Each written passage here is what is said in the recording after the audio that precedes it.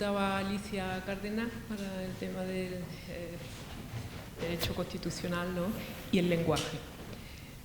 Con motivo del 40 aniversario de la aprobación de la Constitución, hubo un movimiento que todo salió en la prensa, muy difundido, para actualizar el lenguaje de la lengua que había en la Constitución española y utilizar un lenguaje menos sexista.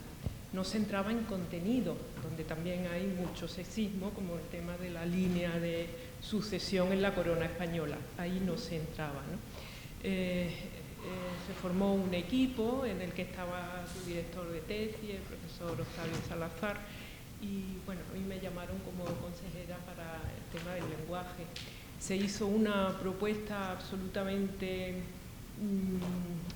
correctora del lenguaje, donde había, bueno, por ejemplo, donde se hablaba solo en masculino genérico, pues se utilizaba una palabra en colectivo, en fin, eran simplemente puntualizaciones que afectaban solamente a la lengua, en ningún momento a los contenidos.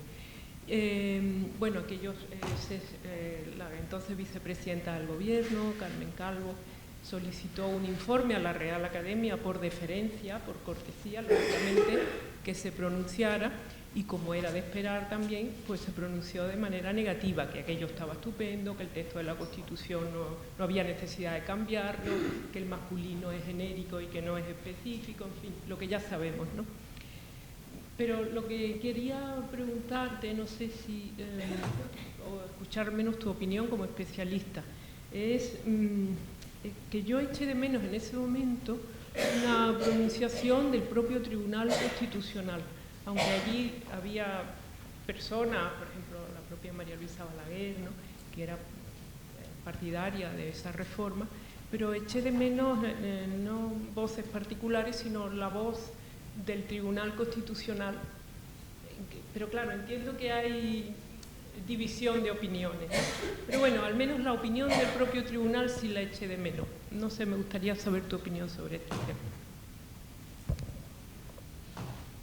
Muchas gracias, María Luisa. La verdad que bueno, que ese es uno de los campos, ¿no?, el tema del lenguaje de la propia Constitución, ¿no?, que también se ha criticado, y se ha criticado también desde la perspectiva de la Academia Constitucionalista Feminista, ¿no?, porque sí hay una cuestión de lenguaje, y detrás de esa cuestión del lenguaje hay toda una cuestión del papel que hemos ocupado las mujeres en ese pacto constituyente, ¿no?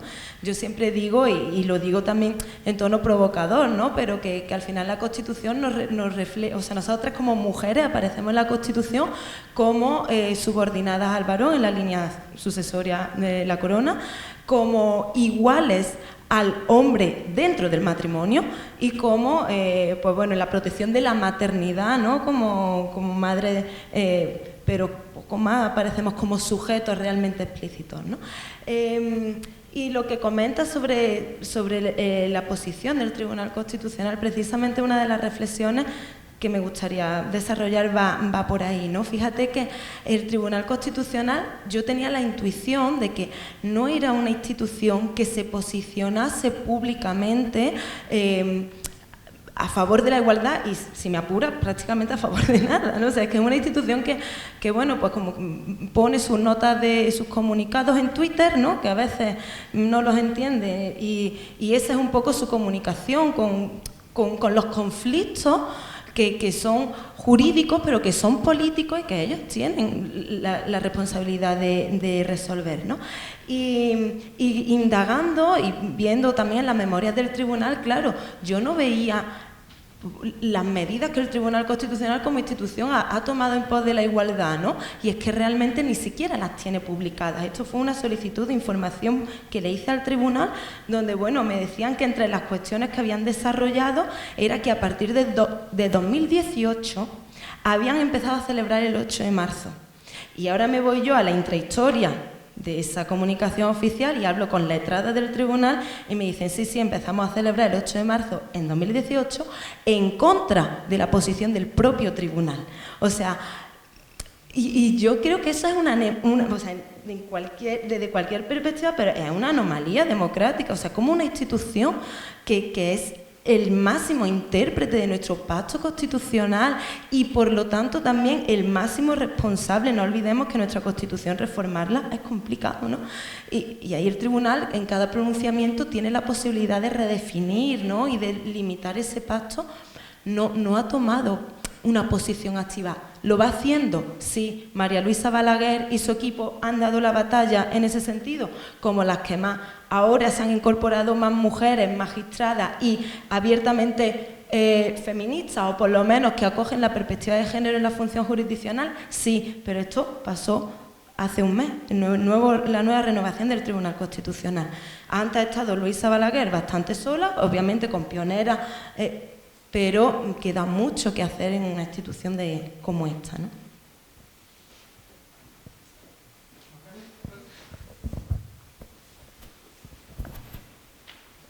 Yo quiero hacer una rápida, aprovechando de que tenemos a personas de la didáctica, de la ciencia, y volver al tema que antes mencionaba, quizá, o Charo, cualquiera de las personas que esté aquí. ¿Cómo implicamos en toda esta tarea de la divulgación de la ciencia, la investigación y demás, cómo implicamos al sector educativo? Es algo que os pregunto desde el punto de vista práctico, porque nosotros nos encontramos con los problemas que tiene el propio sistema. Quiero decir que los maestros y las maestras ya están hasta aquí y el profesorado hasta aquí, entonces cuando queremos llevar muchas actividades y demás, a veces nos surge la propia duda, una duda de partida. ¿Es nuestra tarea o es el propio sistema educativo el que te debería de realmente hacer esa tarea de divulgación científica, de promoción del conocimiento, de los referentes y demás? ¿Qué hacemos contándole nosotras sobre las investigadoras y luego en los libros de texto no están las mujeres? En fin, que alguna reflexión en este sentido, y vamos muy cortos de tiempo. Se la lanzo a Charo, que trabaja ahí, pero que me podéis contestar cualquier.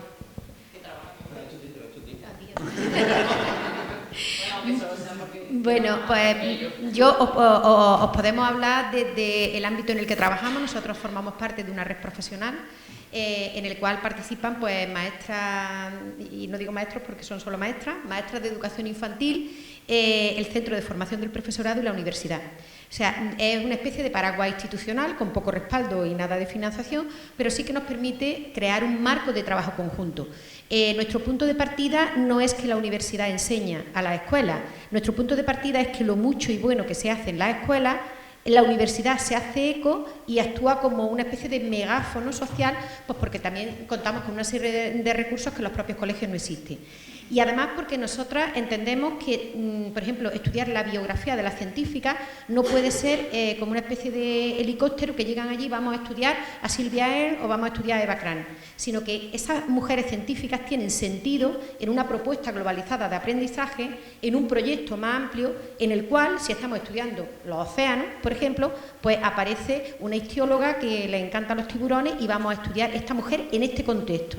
Entonces, esa es nuestra visión. Nosotros realmente es un trabajo compartido, no vamos allí a decirle, vamos a explicar tal científica, sino que realmente escuchamos lo que ella nos dice y a partir de ahí pues llevamos, en este caso a la facultad o a cualquier espacio, otro año ha sido en la Diputación o en distintos espacios, para ese doble objetivo, ¿no? De crear una imagen y una percepción social de ciencia construida por los niños y por las niñas, más pequeños, de 3 a 6 años, que sí pueden, y además pues para poner en valor todo lo que se hace en los colegios, que muchas veces, por desgracia, no traspasa los propios muros de los colegios. Con lo cual, a efectos prácticos, ¿qué es lo que tenemos que hacer? En mi opinión, ser más escuchadoras e identificar buenas prácticas que se hagan en los colegios y poner la universidad al servicio y en colaboración de esas buenas prácticas para ofrecerle pues, bueno, espacios como los que tenemos, que son de auténtico privilegio, y que ellos se puedan proyectar a la ciudadanía. Y nosotras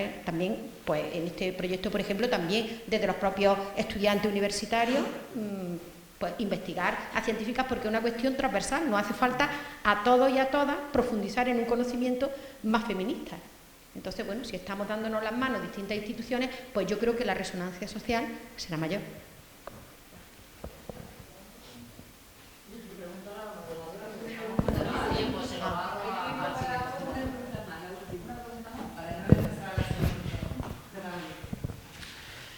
Yo para María.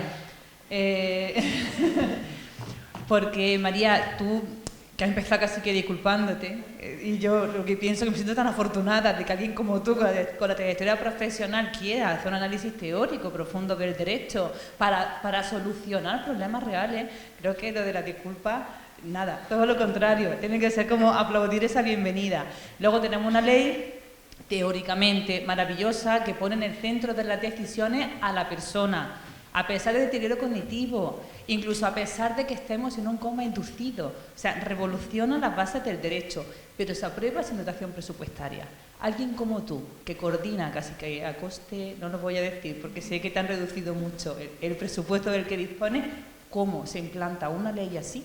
Que respete la voluntad de los mayores en vacunas, en residencias, en que me quiero quedar en mi casa y me quiero quedar en mi casa aunque no baje la basura en un mes. ¿Cómo hacemos eso a coste cero?